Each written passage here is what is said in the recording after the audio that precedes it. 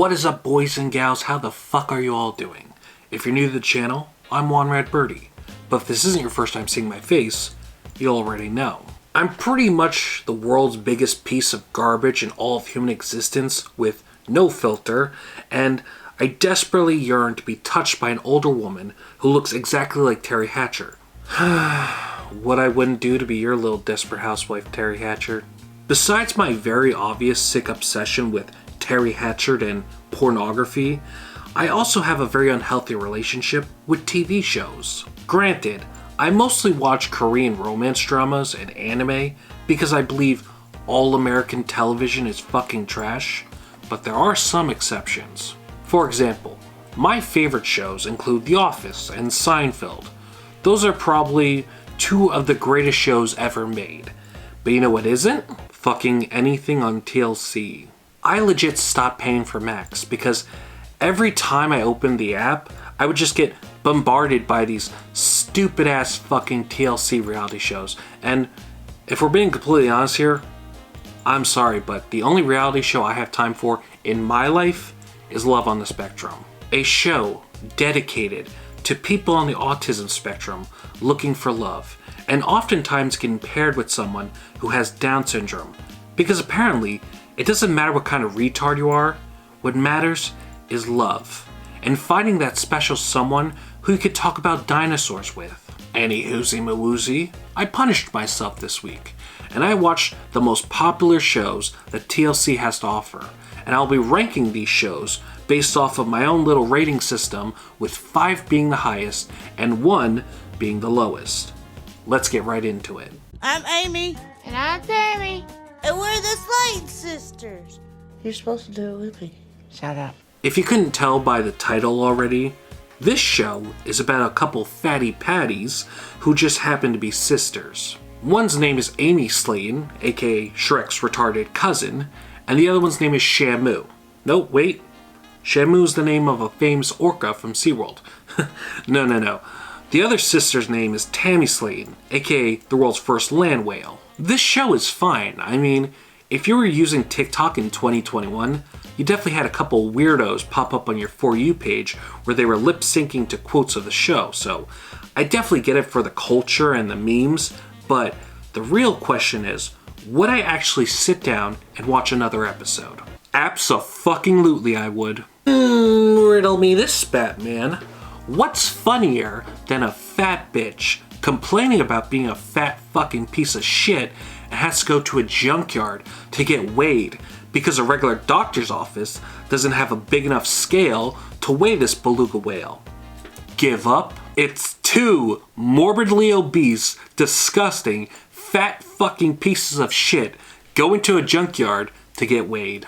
I'm going to be giving 1,000-pound sisters 5 KFC buckets out of 5 because this show is fucking hilarious and I get the hype. I'm Shauna Rae. It's my house, my rules. Gotta go slow. I'm just like any other 22-year-old. What? How is she 22? I'm just gonna come right out and say what we're all thinking. The only people watching this show are pedophiles and fucking perverts. Sure, they have these one-on-one moments with Shawn and her family where they'll talk about her struggles of being the size of a fucking gremlin, but come on. Nobody is watching this show to listen to Shauna talk about her struggles. These perverts are only watching Am Shauna Rae with the hopes of hearing her talk in great detail about her date with this black guy who's like the size of a skyscraper compared to her. Sorry, Shauna, but she might not be as tall as you, but I've seen Riley Reid take on like 7 BBCs already. So unless you've got some quirky, fun story to match that, I'm not impressed. Also, she cries way too fucking much. Like, I'm not a completely heartless person, but I don't want to watch a bitch cry every 5 minutes about her struggles unless she's crying right after we have sex and she comes to the realization of the horrible mistake she's made by fucking me. I'm giving Am Shauna Rae 1 gizmo from the movie Gremlins out of 5. You couldn't pay me to watch this piece of shit again. I'm trying not to look at him. Try not to look at who? Him! because every time I see a bald person, I have to tell them that they're bald. So, you're bald. Baylen Out Loud is a show about a girl named Baylen who suffers with OCD and Tourette's syndrome. And all she wants to do is just move out of her family's house and start a brand new life with her boyfriend Colin, who's in the military. Now let me show you how TLC introduces Baylen Out Loud.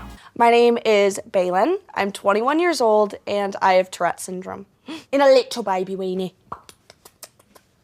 Spotted alone in a safari. An itchy baby weenie.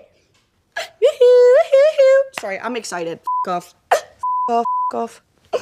Okay, so right off the bat, we're introduced to Baylen, who is 21 years old, suffers from Tourette's syndrome, and has a little baby weenie. Move over, Caitlyn Jenner, because there's a new transgender in town who we get to call Brave for openly admitting to having a tiny penis and a neurological disorder. Look, I know that a lot of people online believe that she's faking having Tourette's, and if we're being completely honest, after watching the pilot episode, I definitely have my speculations, but you also have to remember that most reality TV shows have a script, and you know damn well these producers, they know you don't give a flying fuck about her medical condition, and the only thing you care about is watching her spaz out for your own entertainment. That's why they add subtext about Tourette's syndrome in an effort to pass the show off as educational. But the harsh reality is, it's just a show about a semi-attractive girl fucking spazzing out over textures and other dumb shit. If we are being brutally honest, Baylen Out Loud is not even a fun enough show to sit down and watch just to make fun of. The only piece of drama that's in this episode is when Baylen and her mom go to the grocery store, because apparently that's some huge fucking thing for Baylen because of her tics. She starts spazzing out and hits her hand on some cakes, which it's cake, but okay. Then she hurts her finger and she starts to cry a little bit in the store, so the mom and her pay for all their shit. They leave, and then they get in the car, and then Baylen and her mom have this heart-to-heart. It's like, what the fuck am I even watching? I was promised a show about some dumb chick saying and doing weird shit. Not two white women crying in a car because of how strangers react to them in a grocery store over something Baylen can't control. Fuck this show. I'm giving Baylen Out Loud a single ticky time clock out of 5 because this was a waste of 40 minutes of my life that I will never get back. I have an extremely high libido. Is that too much saying I have an extremely high libido? Should I just have said high libido? Going into this, I really thought M.I.L.F Manor would be the highest ranking show on this list, but boy was I disappointed. I love MILFs, and the way they market the show, it's fucking genius. 8 MILFs, 8 young boys, 1 twist. It sounds sexy as fuck, but no. Right after these MILFs are done talking about how horny they are for these young boys, the big fucking reveal is that these young boys that they will be living in this huge mansion with are their sons. What in the sweet home Alabama is this bullshit? I have no problem openly admitting that I'm a disgusting, filthy, dirty boy that enjoys the occasional stepmommy porno videos. However, it's not like I'm throwing a watch party every single week with the boys where we talk about our favorite Corey Chase videos. M.I.L.F Manor is a show that some weirdo came up with, went to TLC, pitched them the idea, and TLC actually made it. They not only made 1 season of this show, but they actually went out of their way and made 2 seasons. And if you thought the whole premise for season 1 was weird, no. That was only just a sample of how weird it gets, because in the second season, instead of being paired off with their sons, they're getting paired off with their sons and their fathers. Are you fucking kidding me? Why you gotta pin son and father against each other, where they're competing for someone who is either an appropriate age to date or someone that is an awkward conversation every single holiday where your girlfriend is basically the same age as your mother? Imagine if the roles were reversed and TLC made a show called M.I.L.F Manor where all these old ass dudes are living in a mansion with these young women who are probably barely even legal and their mothers. Are you imagining it? Me too. It's pretty sexy. And that's why I'm giving M.I.L.F Manor 4 Corey chases out of 5. I'm Ed. I'm 54 years old. People know me as Big Ed. I'm from San Diego, California. And I am a professional photographer. Oh my God, right there. This is kind of cheating because I should have watched the actual 90 Day Fiancé, but come on. The only reason this show is even popular is because of this Humpty Dumpty looking motherfucker. So if I'm going to punish myself and watch a stupid show that I could literally give a flying fuck about, I'm going to watch the most interesting person on the show. I'm not going to bore you with the entire lore that is Big Ed and Rose's relationship, but the synopsis goes like this. Big Ed, fucking weirdo, Humpty Dumpty looking motherfucker. We know this. He meets a girl named Rose. She lives in poor third world ass country. The two of them, they only ever communicate through text messages and FaceTime. And even though this is told to you, Big Ed, for some odd reason, he believes Rose is the love of his life. And so he hops on a plane and flies halfway across the world just to meet her. They spend some time together, and pretty soon, Big Ed, he don't like how poor she is, and Rose, she don't like how rude he is. And so, after a weird discussion that happens after some awkward moments where Big Ed is asking her to shave her legs and get an STD test, she gets offended and they break up. That's the entire lore that is Big Ed and Rose's relationship. This dude wakes up every single goddamn day thinking he's hot shit because the way he speaks to Rose while looking like the leader of the Lollipop Guild is so fucked up. Scratch that. This dude wakes up every single morning wearing a kimono and applies mayonnaise to his hair because he dyes his hair to look younger, but for some odd reason, the hair dye burns his scalp. So he uses mayonnaise to not have burnt scalp. What the fuck? Big Ed is walking around smelling like Meemaw's potato salad while talking to this chick who is 30 years younger than him that she needs to shave her legs and get an STD test. My dude, when you're built like Quark from Star Trek, beggars can't be choosers. In fact, if this bitch decides to never shave her legs again and walk around like fucking Sasquatch, you better just shut your mouth and learn to love coughing up a hairball here and there. Because, let's face it, no woman in her right mind wants to fuck a guy that looks like he's playing peekaboo every time he's going down under and licking her clitoris. For Big Ed, 90 Day Fiancé, I'm giving him 2 Humpty Dumptys out of 5. It wasn't the best show on this list, but also wasn't the worst.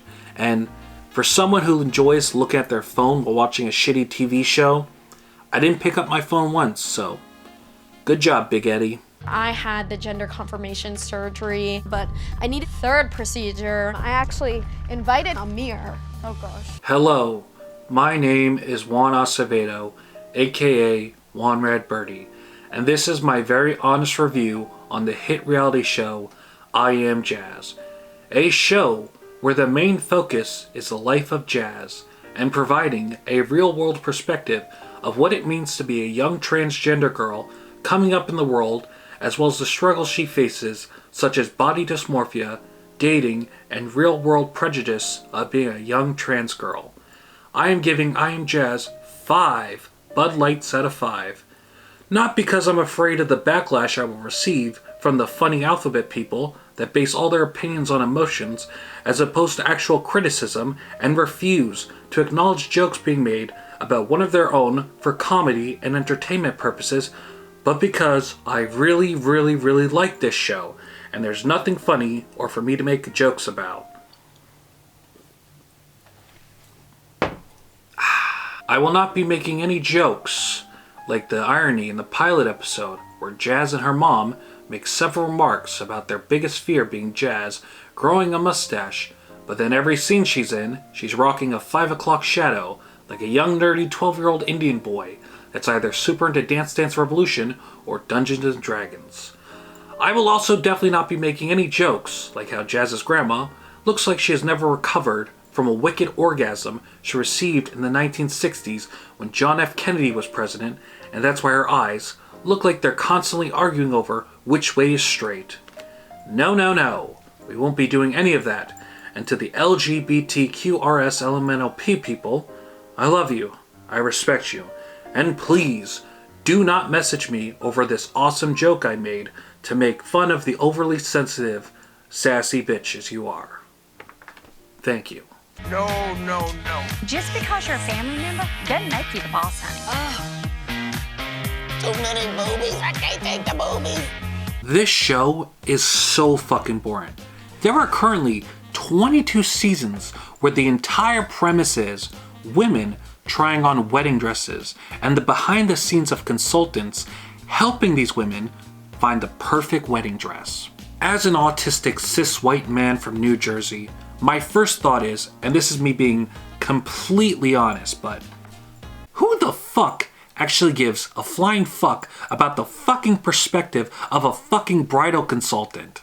What retarded ass person came up with the idea that people would give a flying shit about a bridal consultant, their job, their feelings, or their opinions on what the bride will be wearing on her wedding day? If I ever get married, I'm telling my wife that 90% of the budget is going straight to wedding dresses. The bridal consultant can pick out like 6 different dresses, and come time the wedding day, my wife can just pick out whichever one she likes best, because I would rather rub a wasp nest all over my ballsack than have my wife, her friends, and her family sit in a room for like 6 hours while she tries on wedding dresses. Again, the fact that this show actually has 22 seasons just proves how fucking retarded people are, and it should be considered illegal for people to watch it. I'm giving Say Yes to the Dress -5 Bride of Chuckies out of 5. Kim, have you heard of that saying, listen to your mother? Sorry, Kelly. What in the weebly wobbly bullshit is I Love a Mama's Boy? And why is it so fucking good? I Love a Mama's Boy is an absolute masterpiece for one reason and one reason alone, and that is Matt McAdams. Never heard of him? Allow me to introduce you. If you think Big Ed is a piece of shit, Matt McAdams is diarrhea. This dude looks like Social Repose without the makeup and the gay-ass emo costume. This motherfucker is one bad day away from becoming the next Ted Bundy, and his mother, well, she ain't no saint either. This bitch looks like the Grinch doing that weird creepy smile, and to add insult to injury, she's just as, if not more insane than her son. And the two of them have the most unhealthy relationship I've ever seen. These two fucking weirdos, they have tea time every single night while cuddling up under a blanket to watch TV shows. They go out in public and do some pretty weird shit, like get manicures or shop for lingerie. And the worst of it has to be, this dude practiced his proposal to his girlfriend, now ex-girlfriend, with his mother. That's right, boys and gals. Matt McAdams was engaged at one point to this smoking hot, pretty-ass white girl, and instead of exchanging relations with her every single night, he chose to cuddle up under a blanket while sipping tea with his mother. Look at this woman. Are you kidding me? She is so fucking hot. Now look at his mother. Gross. This would be the face I think about when I'm about to ejaculate too early. No offense, but if given the option to snuggle up with my mommy every single night while sipping on hot cocoa or fucking the shit out of this bitch that's thicker than a Snicker, I'm choosing blowing my load all over Barbie's face. Mommy can fill me in during breakfast on what I missed on Grey's Anatomy because I'm gonna be busy all night clapping those fucking cheeks until a bitch needs a mobility scooter to roll around like Stephen fucking Hawking. I'm gonna have that bitch rolling around like, beep boop beep, you can watch Grey's Anatomy tonight, I need a break. I love this show, which is why I'm giving it 5 Cindy Lou Who's out of 5. And if you're interested in me making an entire video dedicated to Matt McAdams and his mother, I will gladly do that because it would be fucking hilarious. I'm not an accountant. You know, I'm an Italian baker in Hoboken, New Jersey. It kind of goes with the territory, you know? I can't be a cream puff. Once in a while, I gotta, you know, step it up a notch. I've got really nothing bad to say about this show. I liked it despite my hatred for people from Hoboken who I just absolutely despise because every single person in Hoboken thinks they're from New York, which is just like an illegal immigrant camping on the wall saying they think they're American. No, you're fucking not, Speedy Gonzalez. You live on the border in Mexico, just like people from Hoboken live on the border in Jersey. But, you know, it's a decent show. Like, they do make some pretty extravagant and detailed cakes for events and shit, but like, come on. It's cake. How fucking interesting can you really make cake? I mean, you bake it, you put some shit on it, and then you eat it. That's it. It's gonna look however it looks at the end, and it's gonna taste just like cake. I mean, shit, you put a piece of cake in front of Helen Keller, and that bitch is still gonna be like, cake. I'm giving Cake Boss a respectable 3 super moist fudge Betty Crocker cake mix out of 5.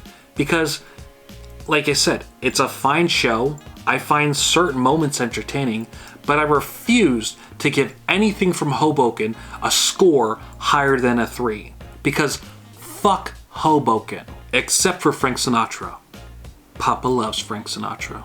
Are you proud of yourself? Because you cheated. How did we cheat? It's hard to win a rigged pageant.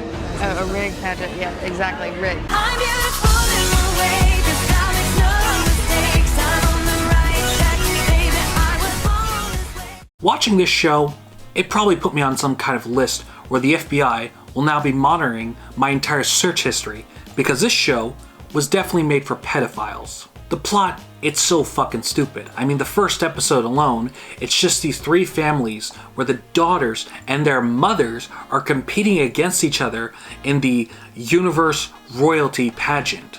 The entire event is a 2-day process, where on the first day, the daughters and the mothers are showing off their talents, and on the second day, it's for beauty, and a special event where the daughters and the mothers will be modeling their swimsuits.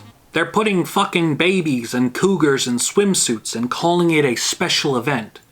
Do you see now why I'm afraid of the FBI putting me on a special list for consuming this fucking trash? I don't think anybody actually gives a flying fuck about this show that came out in 2009, so I'm going to be giving it 1 RuPaul out of 5. And let's just move on, because I really want to take this makeup off. This is my crazy family. I have 3 sisters. Parker's the craziest, Anna's the pregnantest, and Jessica's my favorite, like my BFF.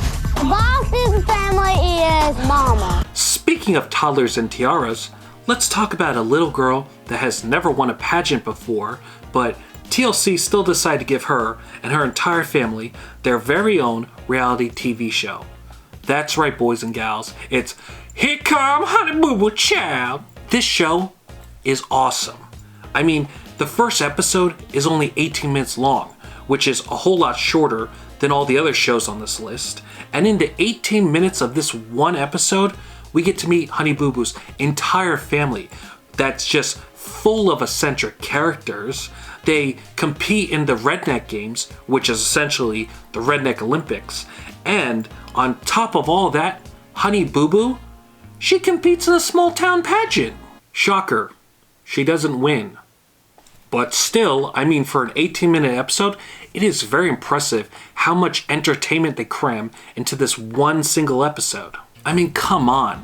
There's this part in the episode when the whole family's at the Redneck Olympics and the mom is just like heavily criticizing overweight women wearing bikinis because, you know, at first you're just like, really, bitch?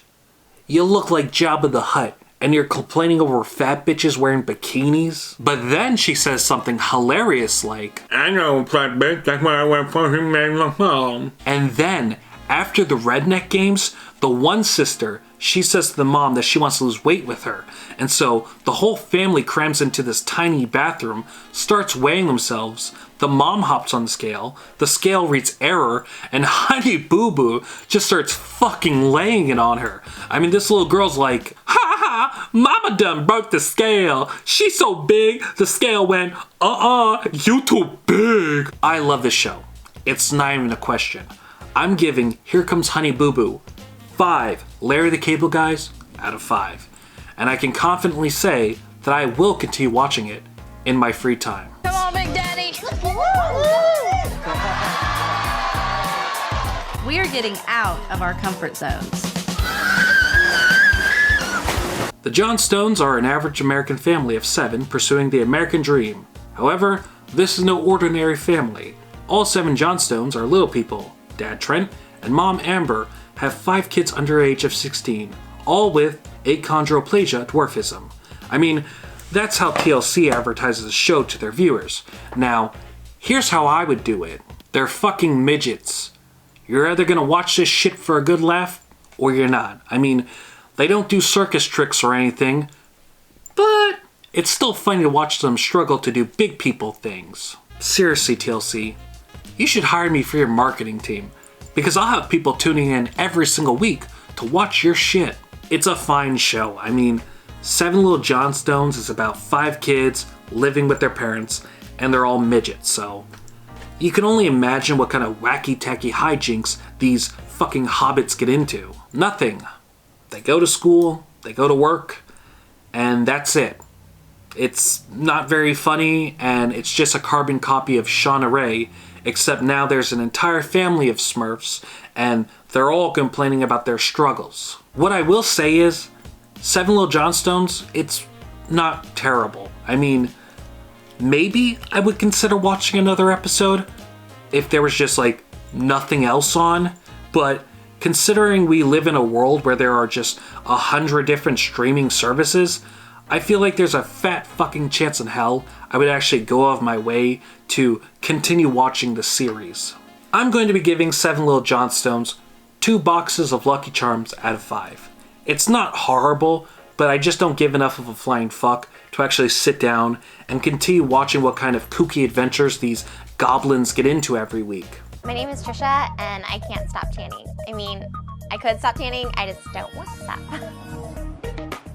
Well, boys and gals, we've made to the final show on this list, and to end it on a banger, I figured, let's watch the episode of Trisha Paytas. To say this show wasn't scripted would be a goddamn lie. I mean, anybody who remembers the early years of YouTube would know that Trisha Paytas was pretty big, and she didn't really have an addiction to tanning, but more so just an addiction to do and say anything just to become famous. Her entire online career is pretty much based around her crying on her kitchen floor, claiming to be transgender, pretending to have every single fucking mental illness Wikipedia has listed, and making accusations against her exes for either being gay or abusing her. Anyway, Trisha, in this episode, she's addicted to tanning, and the entire episode just shows short clips and interviews between Trisha, her sister, her mom, Trisha spending thousands of dollars every week on tanning, spending 10 hours a day without putting sunscreen on, and then a little bit of this, like, some talking points where Trisha talks about how when she was a kid, she was super fucking white, and she used to get bullied for it, so now she resents anybody who isn't tan. That's the entire not even 15 minutes of Trisha Paytas' legacy on My Strange Addiction that also, like, for some reason earned her her own segment on the news. I'm not even joking. Some retarded ass journalist watched this episode of My Strange Addiction and decided that Trisha Paytas being addicted to tanning was worthy of her own news segment. It's stupid, it's obviously scripted, and surprise, surprise, Trisha Paytas, she's no longer addicted to tanning and has had a very successful career on YouTube where now all she does is host her podcast and drives around going from drive-through to drive-through trying these exclusive fast food items and talking about her life. In other words, she gave up an addiction to tanning for a new addiction of overeating and stuffing her fat fucking face with 50 Popeyes chicken sandwiches. I mean, at least she's not addicted to meth. Oh, I was addicted to meth earlier this year. Yikes. I guess she was addicted to meth. I'm giving this episode 4 crying Trisha Paytases out of 5 because honestly, it only cost me 15 minutes of my life that I'll never get back watching Trisha Paytas pretend to be addicted to tanning, and well, I really enjoyed Frenemies.